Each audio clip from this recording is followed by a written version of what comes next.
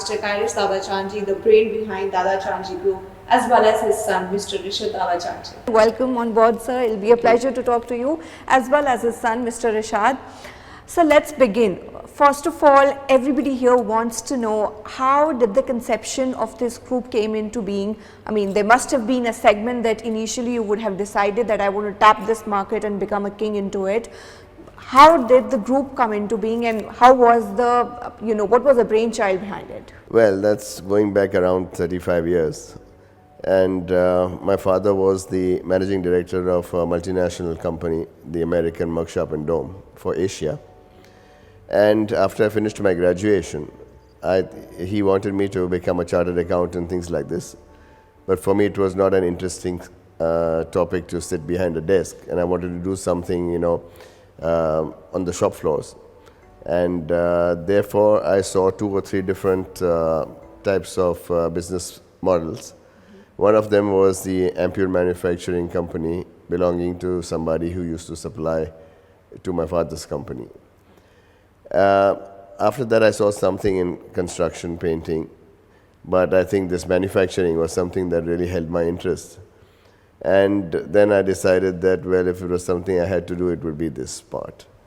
So they also had another partner, the ampule manufacturer, who was supplying into that other company as well. And they wanted to put up a small factory in Boisar, which was halfway between Daman and Bombay. Okay. And therefore, they wanted that, they said, okay, we'll give you an opportunity there to buy some shares and come into the business with us and look after the plant. So for me, it was a very opportunistic situation, and I said, well, sure, I would love to do that. But eventually, things didn't work out that way, and once everything is fine, there was no sign of any partnership or any shares. So I decided to move on and start our own. And I think after that, we've never looked back. Oh, that's been commendable. I mean, we all see you've branched into different segments of this company. Would you like to elucidate upon what are the different segments that you have, gotten into, and what exactly does each segment caters to? Sure. So as we would know that we started with glass, tubular glass manufacturing, means the raw material was a glass tube, which was outsourced. And we then converted this glass tubing into ampules, vials, syringes, cartridges. And when I was just starting off, I had seen our competition. And I thought that really something that is going into the human bloodstream needs to have much more care and much better facilities to manufacture such a packaging material. And therefore, we decided to change the complete concept of glass manufacturing in India, bringing it into a high GMP model, which would mean good manufacturing practices. And we brought in new concepts, built new factories, which I think went down very well with the pharma fraternity.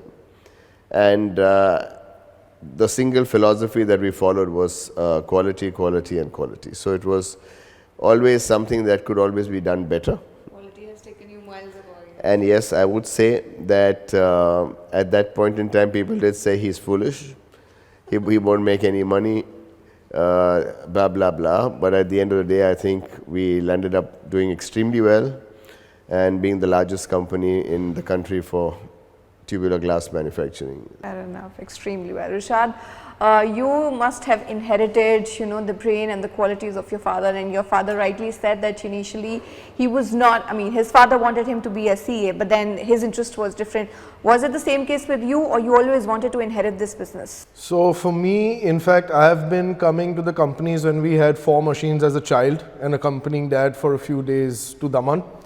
And so for me, it was, I've literally seen the companies grow and his effort become fruitful in front of my eyes, from 4 machines to a new building with 2 new lines. So for me, it's really been an evolution along with me, and it's something I always was interested in. So I am very interested in the technology and manufacturing as well. And I think having it in my roots from the beginning as a child coming here with dad, for me, it was no question. I always wanted to join and come join him and look at all our ventures over here. But then was it joining, or were you getting some new ideas, a fresh wave into the business, or something that you saw was, I wouldn't say a void, but then something that would have been lacking from your father's end and something that you want to actually take it ahead? So when I joined, I spent the first 3 or 4 months with full of dad's guidance as well, going to the different companies, spending time in each of them and really learning the business. I always knew the base of the business, what the product was, the manufacturing process was, having been coming since I was a child. But of course, not the in-depth technical knowledge that I would need when I came full-fledged into the business. So having spent time seeing that, we had some smaller companies as well at the time, which I took interest in growing, because for me it was a test for myself as well.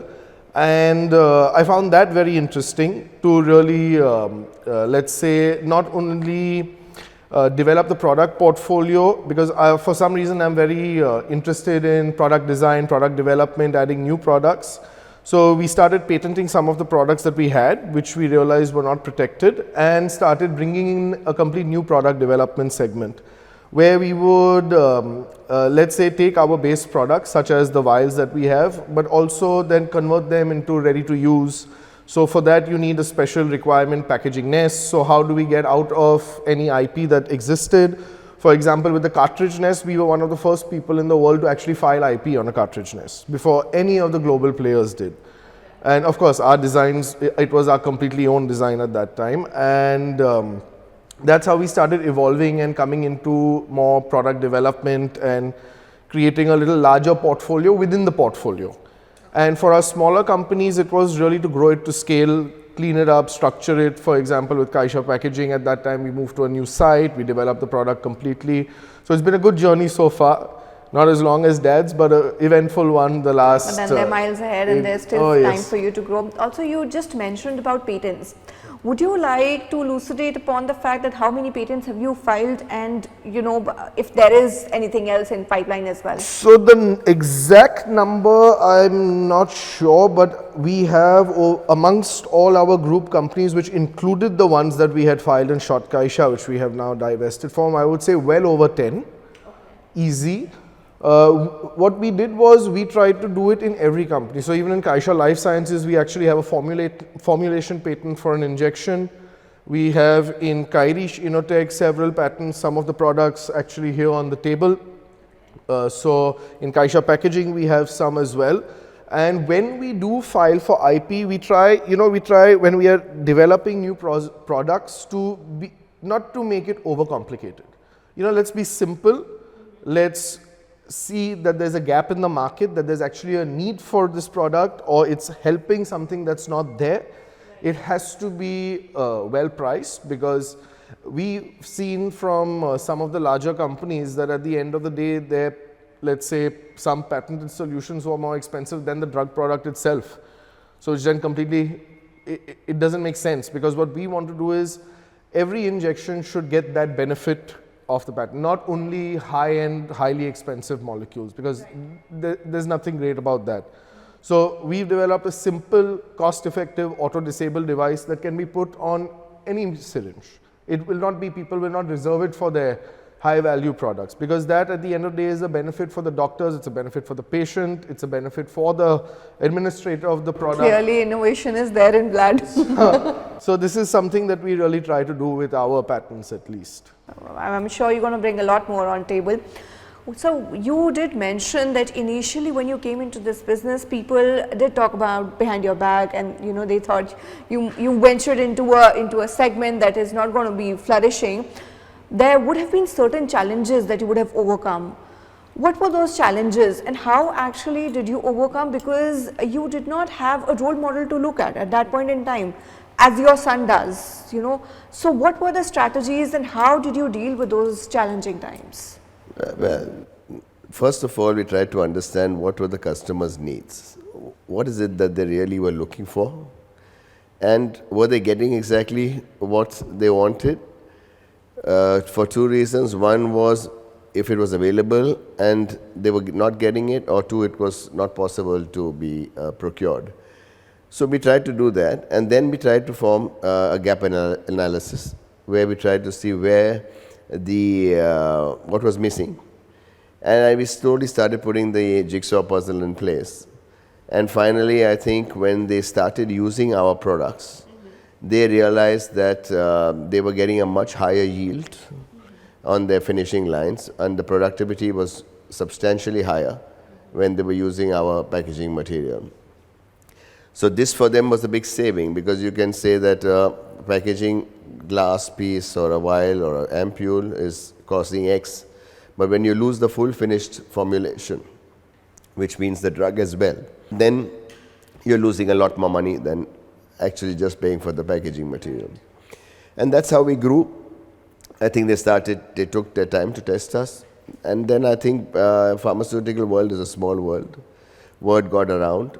And I think the best accolades that we could have got is our growth story, because the customers wanted to work with us more and more. Indeed. Today we want to cover you, we want to talk about you, we want people to know about you, your strategies. Clearly you've come a long way. So when we talk about, like, in COVID times, there was a time wherein manpower was required, labor was required, but to the amaze of pharmaceutical industry, they were not available. There were challenging times wherein people needed you, but then you did not have, pharma industry on the whole did not have enough labor. How did you overcome those times? I mean, how did you manage to stay afloat? Because facts say that, during COVID, it was only pharma that was booming, while there was loss of labor at that point in time. Pharma was booming is easy to say, but I think the people in pharma and what they have gone through in these times to make sure that they could deliver, whether it was a COVID medicine or a tablet or some treatments like remdesivir, etc., etc. Everybody was, I would say, under tremendous pressure. Task was to deliver the vials and the syringes and the medicine and the seals into the market. And I think that when you talk about labor, and as you may know, that Daman is in between Maharashtra and Gujarat. Right. It's the two most infected states. Exactly. And all our workforce, or I would say majority of the workforce, is coming in from Gujarat. And the borders are sealed. So first thing I would say is that I have to really thank the Daman administration for the solid support that was given to us to make sure that we could produce, because we were a necessity. It was an essential commodity. And this sort of support coming right from the administrator, Mr. Praful Patel of Daman, right down to the collector, to the chief of police. I think every single one of these gentlemen went out of the way to make sure that they would help us in doing whatever was needed, that we could continue manufacturing, because we could not stop. Interesting to know is we didn't stop at all. Okay. And I would say the biggest asset at that point in time was our labor and our staff. So kudos to the frontline staff workers. Yeah, I would absolutely. Say that. So I think what we did is we brought in everybody from Gujarat. There were about 300 to 400 or more people, maybe sometimes even reaching 900. Okay. And all the hotels, as you know, were closed. Daman has a lot of hotels. So what the administration did is they offered it to all the companies at a fixed rate, so that the hotels also earn their livelihood, the staff working at the hotels, and we also had a place to house our people. So we brought in these people, of course, by dedicated buses. We had to print all identification cards, follow the procedures, but it was all done extremely fast. And we housed them here even for a period of 4 to 5 months at a time. So I think that we've had ladies who had young children and who stayed here without a murmur. We had people who fell sick also but didn't want to go back, so they were treated in the hotel itself. Oh, okay. And they were given every single thing that one would need. Of course, I would say boarding, lodging, food, breakfast, transportation, because to the factory and back, dedicated buses with the social distancing inside the buses. For following all the protocols. Normally where you would have made one trip, you made 3. So we adjusted the timing of the people reporting times inside and outside. And both Rishad and I were here for 8 months in the first year without going back, and of course then the family came here for a few months as well. And in the second year we were here for 4 months on a continuous basis. So I think when your staff and your people are looking that the top management is also coming to the factory, Yeah, and staying sitting within the there, same shoes, then it gives a boost to them. it gives a lot of motivation that we are not sitting in our homes and pushing these people out, because COVID was extremely unknown. That is a clear example of leadership, because I also feel that, while you're running such a big group, it is very important of you as a leader to be empathetic towards your employee base. And as you said, they did not feel left out is actually a pat on your back. So, Rishad, I come on to you. Your father has a different way of dealing or different way of leading the organization, taking people along with them.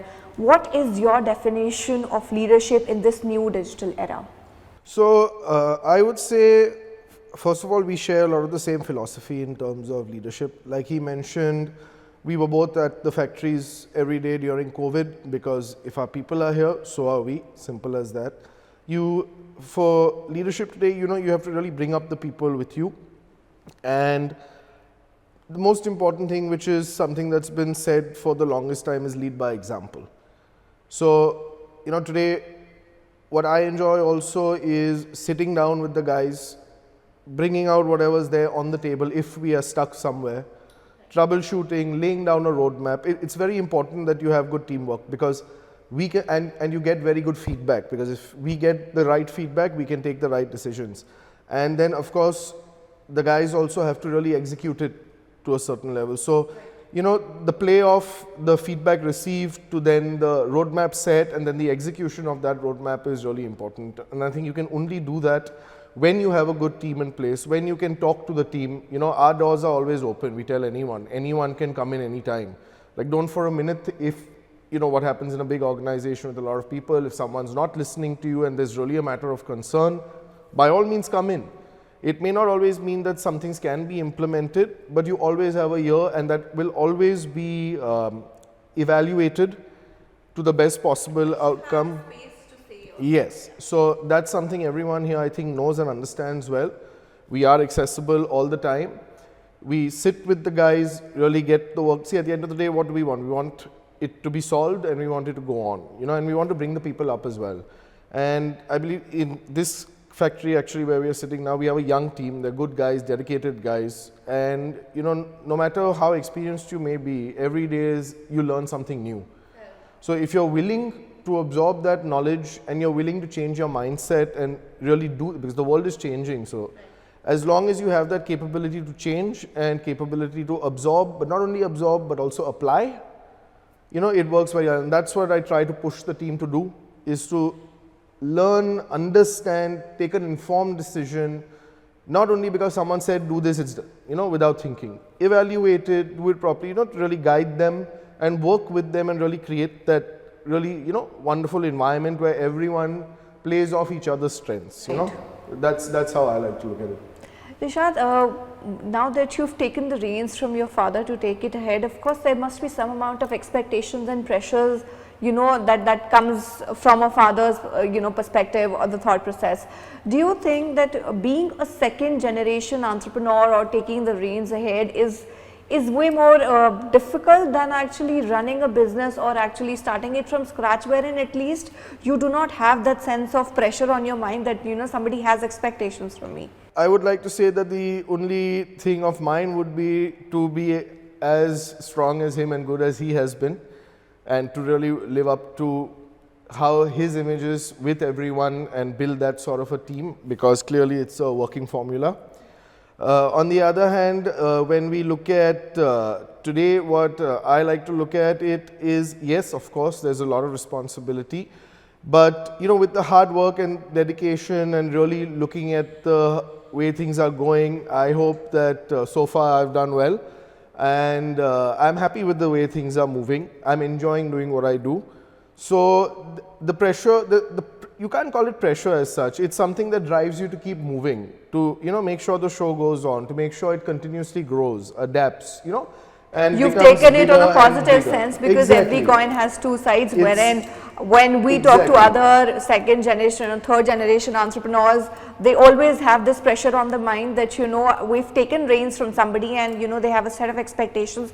What if we are not able to live up to those expectations? So I've set my plan of how I would like to do things, of how, where I see the companies. In fact, sometimes very dynamic, and even that not disagrees, but says, you know, I'll be most happy if you achieve that, because the visions can be endless, you know. Why should I stop picturing where it can go? And if it's slow and steadily climbing to that point, yes, it's fine. And sometimes you need to put gas on it and accelerate it. And as soon as you have proof of concept or something, you know, I think both of us then are really willing to also continue and invest. Like if you see this site as well. So this is completely new. It was something we started very small with. We were operating from a small building in our old unit. And as soon as we saw proof of concept, we decided to move ahead with it full-fledged. So pressure on the side, you should not take it as pressure. There's always be pressure managing, setting up, meeting the timelines, yes. But once everything falls into place and, you know, really everything's good, you have to make sure that you really push, it does well, and you set a plan. You have a clear vision of where to go. Those always get disrupted with something or the other. For example, COVID comes in and things get thrown off track. But the ability to manage that, and you will always have challenges. They're never not going to be challenges. So as long as you're willing to take them on and not sit and mope in the office, then there's nothing to be afraid of. Rishad is clearly walking into your shoes. You know, we see he has a different way of dealing with, you know, employee base. Of course, he's taken the advices from you. Now, when I think about the fact that what has been your relationship with your customers, how would you define that? When employees are there within your organization, we follow this concept of feedback mechanism, right? But with customers, it is not always possible. So how can you bridge that gap between an owner or a manufacturer and an end consumer? How would you bridge that gap? Okay, so as you know that I was the first generation and started this business. So we didn't have a big team, a professional team that people could go out and, you know, have a sales team or a marketing team and go and meet 10 people and get the business. Very true. So first we had to go and introduce ourselves as people would say, the newcomer on the block, and ask them to give us an opportunity, talk to them about the different concept that we were bringing from what was going on. A lot of them we had to bring to the factories, so we wanted to show them the difference between what it was and what they were buying from. Okay. And I think as time went by, we built, it was a relationship which was built on, I would say, quality, number one, and trust. So when we said something in the market that we are going to do this, every single time we delivered.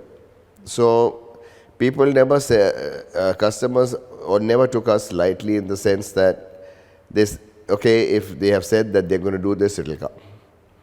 And sure enough, it came, and every time it came, it got better and better. So we kept raising the bar. We improved ourselves, and the competition had to follow. So therefore, this is also leading to big investments. And as we kept on investing, we also invested in newer technologies. We also invested in newer systems. We also invested in new IT systems. So it was just not a product, but what we built around it. And I think that we never failed our customers. I think, and the service levels is something I would really like to elaborate here, is if there was a call, something happened in the next hours. So it was not that, the customer had to phone again for what's happened, I asked for this was my complaint about this, what have you done about this? It was something that they were very, very happy that they got the feedback, and our people were there in the next 24 hours, if possible, or 48 hours, or whatsoever it took to reach the certain parts of the country. And every time we found a solution. So I think based on this, the the faith that they said, okay, we have a very good supplier. We don't need to break our head about this. If they say that it will come on this date, it comes. Of course, everything was topsy-turvy in COVID, as you know, because everything was shut, so to get the raw But then materials. word of mouth actually worked in your case, I believe, because you gave them the product on the expected date, and from there on, I guess word of mouth worked. Yes, absolutely. And again, I come back to the point of ethics and morals. And we did believe that we are dealing in something that is being injected straight into the bloodstream. These injections or vaccines or whatsoever are delivered to even infants, 3 weeks old, 1 month old, little children who are neither able to express nor complain if they were having a reaction or some pain. So the child would sit and suffer that. And therefore, it was our task to make sure that the business that we were in, there's no chance of a single failure. So even if we were making in the end 2.5 billion doses or 2.5 billion pieces of glass, it was no excuse that, oh, I'm making 2.5 billion, what happens if one case goes wrong? There's no one case, it could be you, it could be your family. So we did whatever was... It's not just a mistake, it's actually loss of life. Absolutely. And therefore, I think that at the end of the day, yes, we try to really explain also how we have a cutting edge over the competition. For example, this factory, this company, the new one, Kairus, I think this concept is not there in India at all.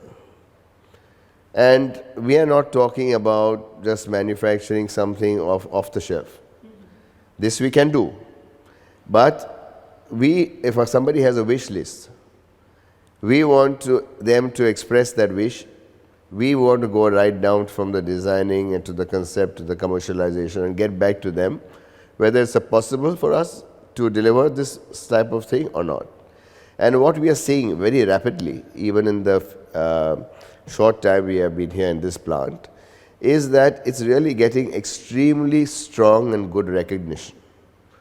Therefore, what's going out is really doing the task and doing the job. And it's something that is, at the end of the day, a small part on a machine. And if the machine is not working, the part could be worth $10, just to say something. But yes, his $10 million drug will not get into the market if that machine is not moving. Very true. So every day that the machine is delayed, there's not only just, it's a loss of business. And therefore, I think that this basic customer-friendly approach in understanding their needs and discussing those needs jointly and then moving forward as a team, we don't look ourselves as a supplier. We look at ourselves as a business partner. So we are part of their drug. That's an excellent approach. And therefore, anything happening to that drug also is our responsibility. And we need to be answerable for that as well. So I think when you work like this, people are quite happy. They know that we are completely above board in what we say it will be. And I think this has built well and continues now with the next generation. I get a lot of reports about Rishad, positive ones, Positive which I ones, don't of tell him too course. much any case. First time I heard that. But this is the best thing a father would like to hear from, Why not? from Why the not, market. Rishad? Clearly, your father has built a stencil wherein now you're filling those gaps and voids. You told me that initially you started the plant, into your previous segment, which was a small building, and when you saw the results, you moved into a bigger one. Now, here comes the role of designing the building, giving an experience to your employees. If I'm an employee, if I want to join your organization, of course, I'm going to see what you are giving me. Where does this strategy and the approval comes when you think about, this is the way I want the building to look like, this is where my people will sit, this is the space that I'm going to provide to them. The space right now also I see, I visited number of organizations, but then yours is like very crystal clear, clean and transparent. So of course you would have a vision in your mind that this is the way my office should look like. to what extent the designing of an organization works in providing an experience to the employee? So, in today's day, things are changing. Before, according to me, people used to work with the need of working and earning their, to live really by their means. Today, people are looking a little bit more for comforts and, a better way of life, better standard of living. They're working for that. Also because Rishad, they're spending 8 to 10 hours in this organization. Exactly. That's their second home. Exactly. And if you look at how companies were built previously, they never had these new things. Even my plant, which we built 6 years back, Kaisha Packaging, the new building, it was, of course, even my first project, so far more conservative. But see, a lot can be done when you have proof of concept also. So over there, we were just establishing proof of concept while setting up this site. So it was a bit of a gamble. That's what it's done well, and that has the necessities that you would need. It has your canteen, it has your basics. Today, what we are moving towards, where we are sitting is actually a testament to that, is a far better, working experience, a far better yes, a working environment, where, so for example, I'll state some things that we've done here. So we are actually changing the way we are setting up our things from this factory. Of course, it's completely not ready yet. We've just got building 1 ready, and some parts of what will be in building 2 are functioning from building 1. Now, in this factory, there is not a single area in this factory, this factory is around 110,000 square feet, which is not temperature controlled. So every single area, from your locker rooms to your canteens to the production floors to the shop floors to the offices, everything is temperature controlled, because you have to be comfortable, especially Daman, India, it's hot, it's humid. So, no more just a simple air in and air out to maintain the positive basic pressure, ventilations, which we've done before, which we have in the older plants, which we now plan to upgrade step by step. So this factory is completely temperature controlled, so 20-22 degrees everywhere, number one. So every single person is comfortable, whether it be in the canteens, again, anywhere. Number 2, we are coming up with a new concept, which is not ready yet, which will actually be on this floor in the side building over there, which is connected here, which we are calling the lounge. So it'll be a little recreational area. It'll have a pool table, it'll have a TT table, it'll have some sofa seatings, TV, a sort of pantry where people can go, It will have its timings. It's not set yet. So for example, let's say 11 to 11:30 with tea, 4 to 4:30, and then post 6 o'clock it can remain open till 8. For the little creature comfort during working hours to little bit go and unwind. So, these are the things that we are step by step bringing on. Of course, we have Plus, it's the need of the hour also, I feel. It is the need of the hour, but I just hope it doesn't get exploited. Because the one person who then exploits it ruins it for everyone else. Hence we are trying to work with the timings, and it's sort of like a touch and feel till we establish how it will work. Because there will always be those some, and then I don't want it to be ruined for others, So being mindful of that, we're still going ahead with it. And then it just depends on how it's like the evolves. provision shouldn't hamper the productivity. Exactly, because then when you've got everyone just sitting over there the entire day, or those 2 or 3 people, and then because of that, all the other guys should not suffer. So we are keeping it access controlled. So let's see. We're playing with it. It's just the pilot running. It's the pilot run, and of course, then as you go ahead, you can keep evolving with certain facilities. We are making corporate. Corporate can have some unwidening facilities when the corporate side is ready. So it's more of giving an employee a lot of things to do, and also the ideas that are moving forward. Some like a daycare if the wife is working and the husband working. Policies, of course, yeah. Everything comes with time. Right. So slowly we are moving towards this. We are building it within the infrastructure itself. And this is how we are thinking now, when we are designing the plans. So for example, you see in these design offices next door, each person has an allocated seating space. But we have these workstations, these separate stations, which have these flexible tables that move up and down.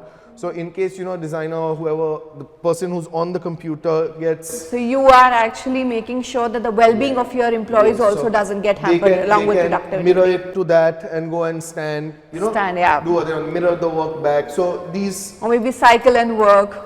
So maybe in some time. So, that's what we are trying to do and how we are trying to, move. But again, it all has to see how it works out. Some things are implemented, some things that will be, but this is the idea for us moving forward. So, sir, we're sitting into this enormous building, you know, at the newly built one called Kairus Tech. Would you like to lay emphasis on how exactly the building came into being? Interesting. Yes. Well, you know that we are more or less engineering company. Even we need a lot of machines to manufacture our seals, our glass, etc. And the main thing about manufacturing these, let's say, components, especially the packaging, is the accuracy. And we used to always outsource, like the machine parts, the parts that make the neck of the vial, the dome of the seal. And these need to be highly accurate, because even a single here or there can cause rotation of the caps on the glass, etc., etc. Or if the glass is out of spec, it would not have a good sealing and other things.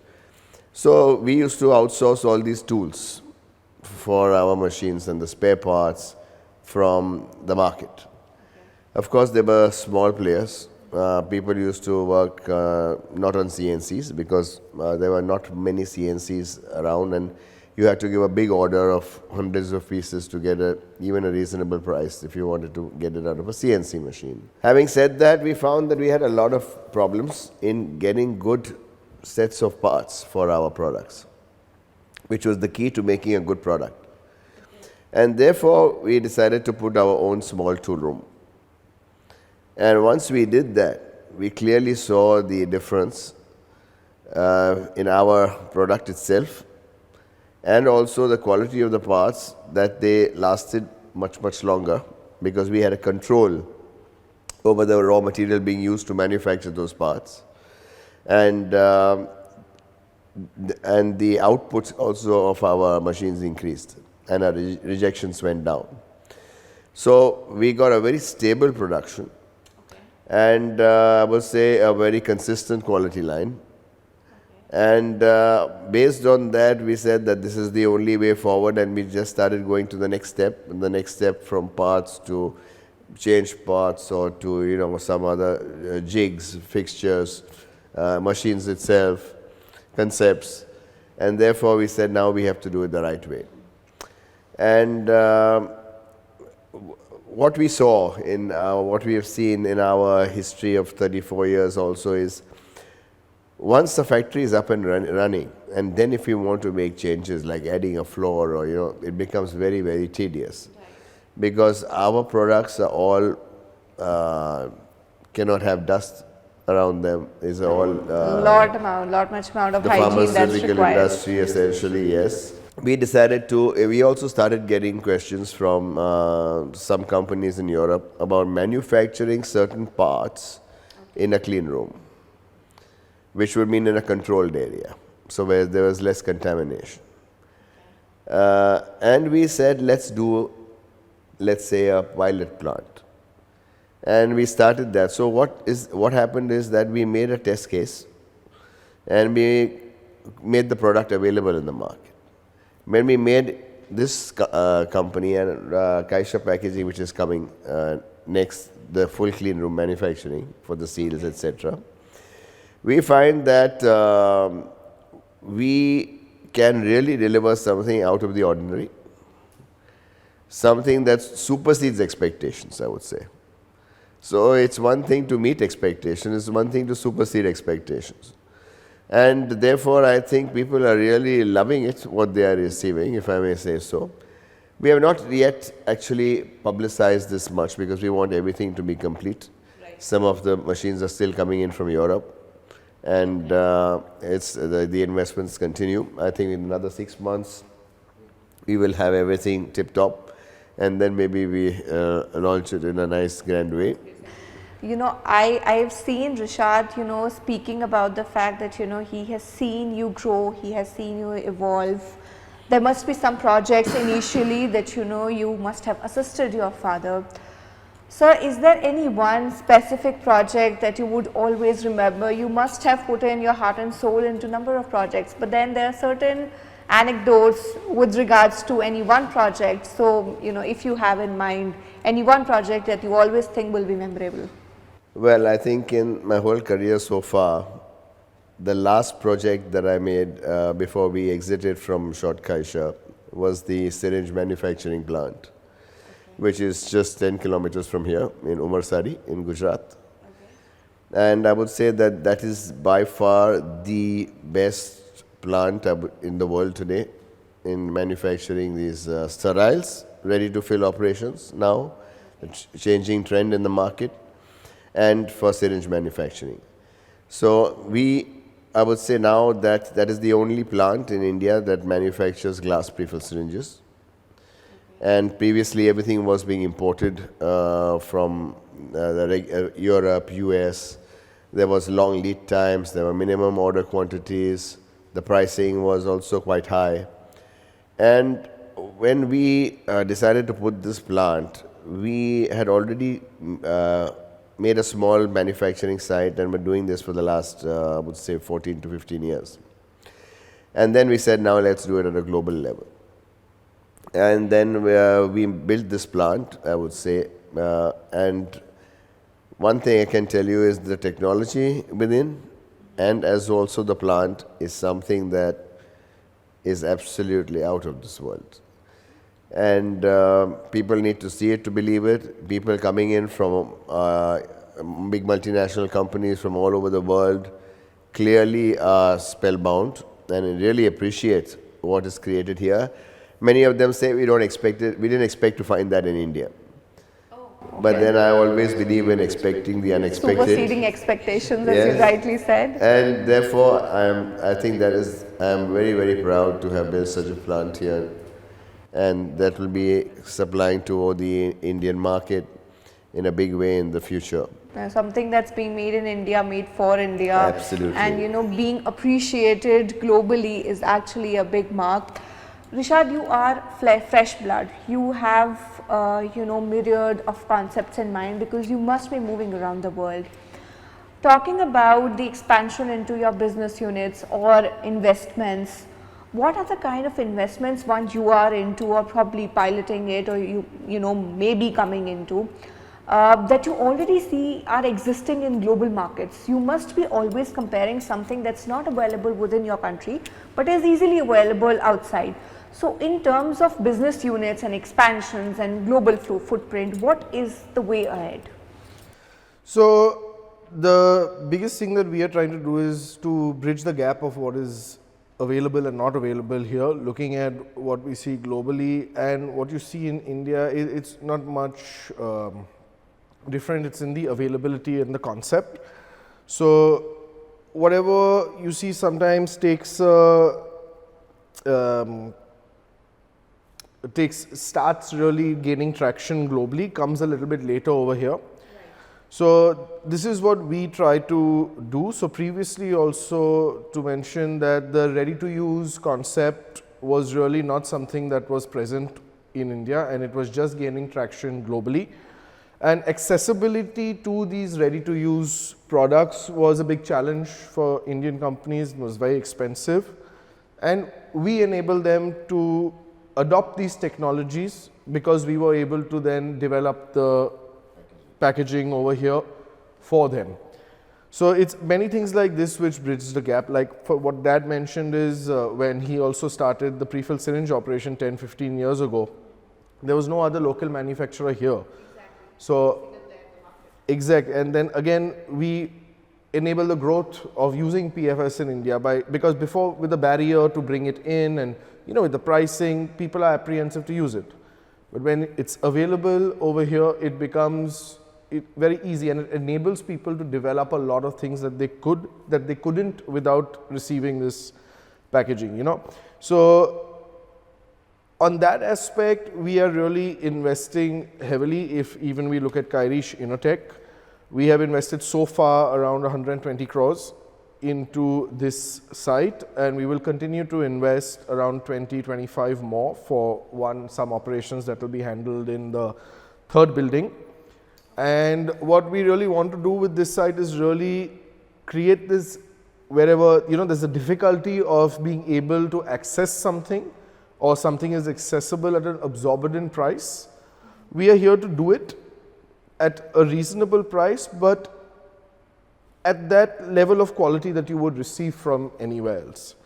So that is very important, So you're actually playing the game of quality in India, which you think is a lacking subject, because you're not the only pharma or the manufacturing company into this unit, but then you want to stand out by making your quality an A class. Quality with innovation and simplicity. Something does not have to be 10 meters long to do the job. And not number of processes involved into it. It should be easy. We are looking to develop a specific machine which is available in abundance in the market and all.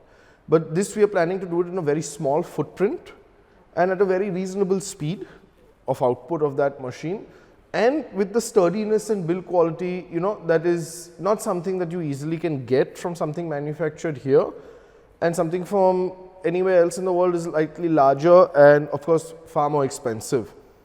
And when you're building something with the intention, so what I want to do is we are also making a packing line. Now I'll tell you about this actually. We have Sovereign where there's a lot of manual activity during the packing, and being a contract manufacturer of injectables, I have 40, 50, 60 products, each product having its own packing configuration. So as I also went, around 6 years ago, we had initiated this project to look for a packing line. People would tell me, no, I'll give you 8 out of 10, or I'll give you 9 out of 10, which didn't solve the purpose of buying a very expensive line, because at the end of the day, I would still have a manual operation for that one, other product.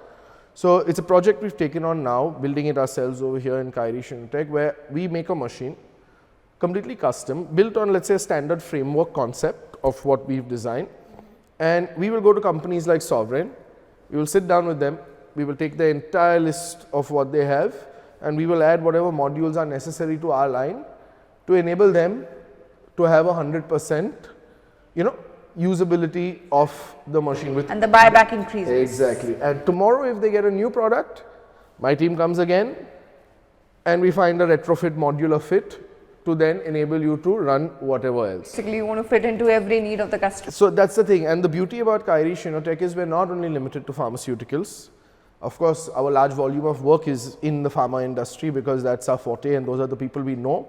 But over here, we will do everything. We will do automation for any industry that's required. We do a feasibility study of your business, of your scope, what you want, and we can make it for anything and anyone. Let it be solar, let it be any industry, you name it, we can automate, or we will come and we will explore that automation service for you. So this is the idea with this, to really bridge a gap that we have in India, and also of course then expand abroad by offering these services there. Because the flexibility that we offer, I have not seen many companies abroad because they are quite rigid. No, we can provide you this and that's all. So, it's like a readily available stencil that they're not, ready to expand. Exactly. While you are actually making it tangible. And when they do that, they do it with the giants. They don't do it with anyone else. So, this concept needs to change. You have to enable all companies to really So you've clearly given a lot to your son.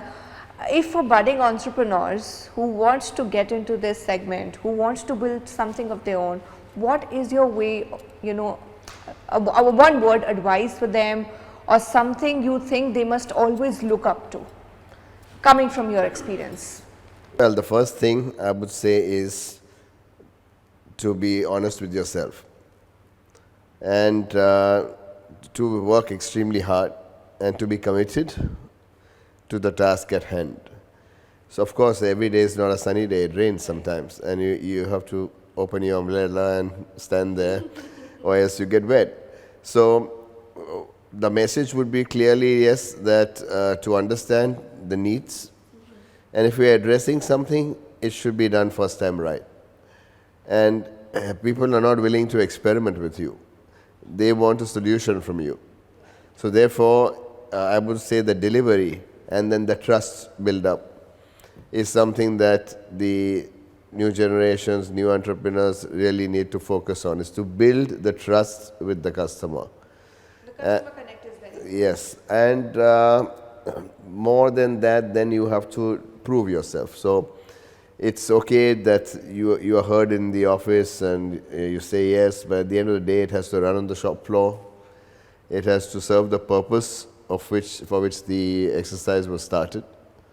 And if you deliver, then I think they want to even start taking some risks with you. So everything cannot be a success. But then that is why we have a development. So it could pass a development project, which means that if there is something It's a composition, and composition does require some amount of experimenting, but that can only come once you have a trust. Exactly. So at least we have certain customers who are working with on development projects, which we are not sure may succeed or may not. But we have a relatively high chance to make it successful, or else we would not have taken it on. Right. And then we will keep on tweaking and fine-tuning till such time as I think we reach the objective. So I think it's a very close interaction. People are also, very keen that they have it because it makes their life very easy. Right. And especially after COVID, what we saw is that even in our factories, even during COVID, when the people from the administration used to come, they used to say, "Oh, you're 10 people sitting on this packing line. Where's the social distancing?" So things are getting. There's no way to answer that because that line was like that. And now if I had the automation... Then there's certain things that are unavoidable during... Exactly. Yeah. So I think this is the right time. And the most important thing and the strong message I would like to give people is that you need to have investment. If you don't put in, you don't get out. So this is something that really people always take a shortcut here. What I have seen in many companies and projects in India is they reach the 90%. The last 10%, but that's the critical one, is where they are not able to finish.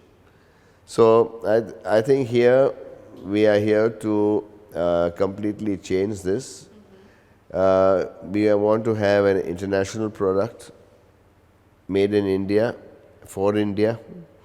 And of course, our exports will grow now because we are also appointing our dealerships all over the world to represent us in different parts of the world. For example, in Kaisha packaging and also in other products that we do. And therefore, I think we will extend our global footprint in future. And now I think more the task will be with Rishad to take this forward. No, he will. Clearly, he's learned a lot from you. As a second generation entrepreneur, Rishad, what are your, last piece of advice to, I asked you, there is a certain amount of pressure and expectations. But apart from that, being a second generation entrepreneur, what are your, last word of advice to budding entrepreneurs who are also second or third generation? Biggest thing is something Dad told me once, which I really keep in mind, is that always know what you do. So make it a point to learn, gather as much information as you can, understand the topic, study it, go see it for yourself, build up as much knowledge as you can, because people can take anything from you but knowledge. That's what he told me, and that's something I do. And I tell all my people also, I say, don't get offended by it, that if you're telling me something, I say, okay, fine, come and show me. But it's because I like to see, I want to understand it, because I don't like to take any, and I can't take any proper decisions if you don't understand the subject itself. But you wouldn't also expect yes ministers within your organization who are just nodding their heads to whatever you were expecting them to do and not have their own brains, but then, So that's where I touch upon what I said before. So it's that important to build that team and have the rapport with that team and that continuous feedback and the ability to get that communication going, because that's a very important part. Everything at the end of the day is interconnected. So for me, my biggest thing is I really understand something and go in depth and, really get a grasp of the subject, learn about it. And, that's one of my main things. There's always working hard and doing everything, but some things can be done if you just stop, pause, understand it far quicker than it can be, when you're just running around and trying to don't make a change without understanding it, without understanding what the impact of that change is going to be in other aspects. You may solve the problem, but it may create 10 others. So understanding the issue, understanding, and in general, not even if there's an issue, but understanding and knowing your subject is for me the most important thing when you're doing something. So, yeah. Right, sir. Thank you so much, both of you. It's been a pleasure to talk, and I believe people who've been hearing this conversation would have learned a lot from your key takeaways. So, thank you so much. Thank you very much.